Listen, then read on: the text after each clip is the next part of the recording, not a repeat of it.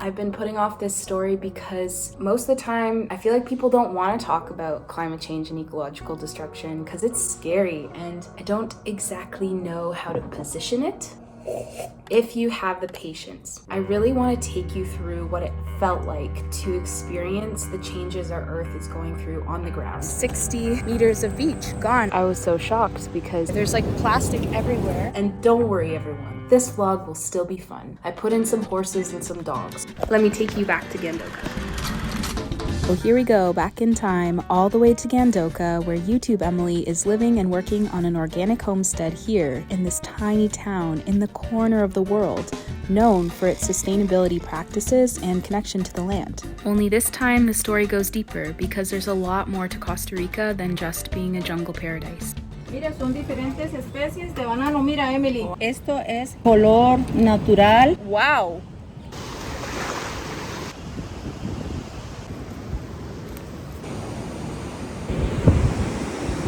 Instead of it being a paradise, Sandra was telling me about cambio climático. Climate change is rising the ocean levels and destroying some of the trees. Wow. Oh boy. There's like plastic everywhere.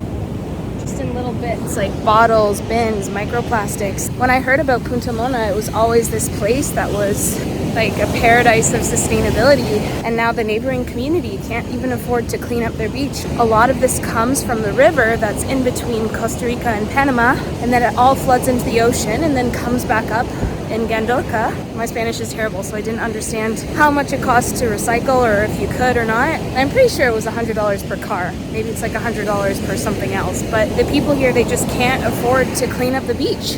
It's actually insane.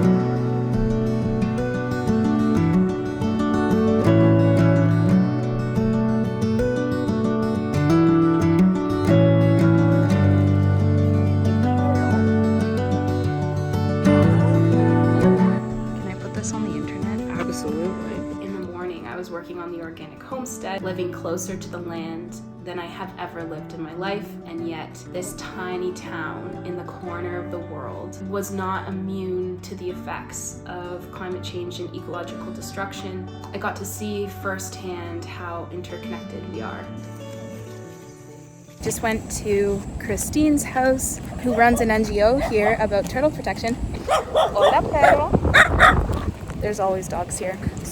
And we just had the most amazing conversation about Gandoca and the beach, and I'd heard from locals two things. I'd heard one, that climate change was causing the erosion of the beach, but I was also hearing that it was a very dynamic coast and the beach line often changes from year to year anyway. And she kind of explained to me how it was both, and that because Costa Rica sits on the boundary between two tectonic plates, all of that activity makes the ocean, specifically here, like in Gandoca, very, very dynamic. And at the same time, climate change is causing sea levels to rise. So they're seeing for every 1 centimeter of sea level rising translates in the Caribbean basin, because it's so shallow, to almost 1.5 meters lost of beach.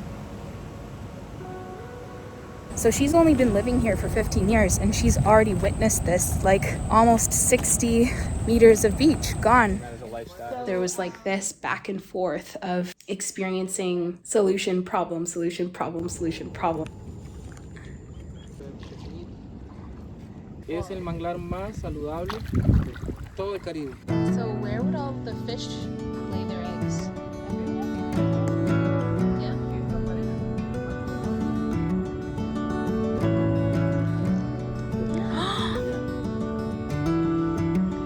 Tenemos caimanes, cocodrilos. Cocodrilo. Un ciego como uno. Sí, claro. Sí, claro, pero mi familia tenía uno encadenado. No hablo en español. Habla papaya, no que Yo creo que eran mis amigos que estaban sucios.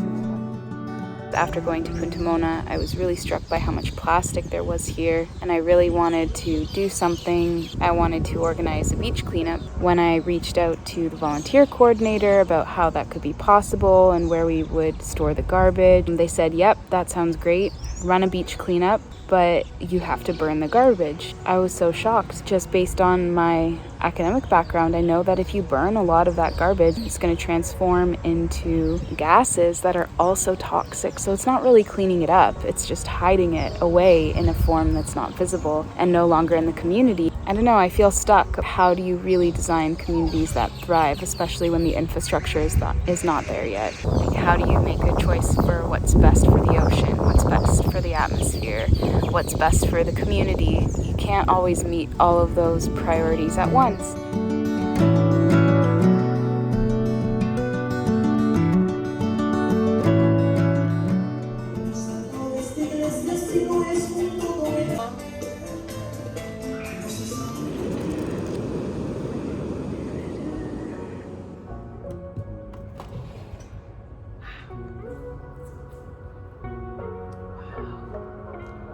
Wow.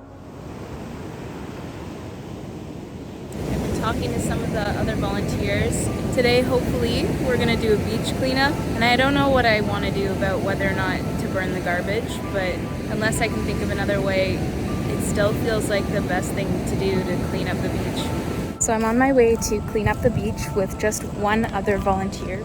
The other volunteers had to leave today. We really won't get much done for 2 people compared to the entire beach, but I don't know. I think that's okay. Oh no.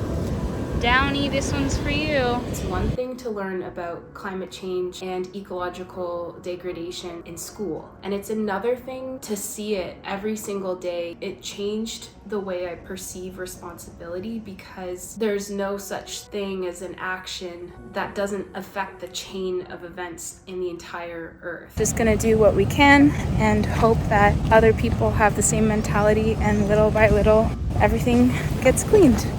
So this is how much garbage was on like 1 kilometer stretch of the beach. And I just want to see like some of the things that are in here. Like, look at all this stuff, like a sock, like old bits of a snorkel. Oh, guess what? Plastic number 2? Yes. So right now we're looking for plastics 1 and 2, and everything else, unfortunately, we have to burn. I thought it would be worse, to be honest, because when I went a couple weeks ago, I saw a lot more trash, so maybe someone else cleaned up some. At this point, do you think everyone in the world knows how much plastic's in the ocean? Maybe, yeah. Is the angle How is terrible? everything going? Oh, fantastic. Even if it's a small impact, it is an impact, right?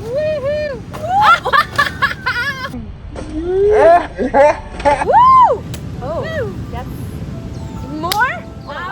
It's so easy to forget that we're all sharing the same planet, and the only way we're gonna solve these issues is if everyone does their part. But at the same time, these large systems also need to change. Throughout my life, I've gone through waves of experiencing climate anxiety. If I could have one piece of learned advice through any of it, it's that the thing that helps me the most is to translate all of the anxieties into some sort of action, whether it's small or big. Taking a step in the direction you want the world to move can do so much for your mental health, and it can give you hope, because in real time you're seeing the impact that you can have as one individual. So what if everyone thought like you, or everyone moved forward like you? It gives you a sense of hope.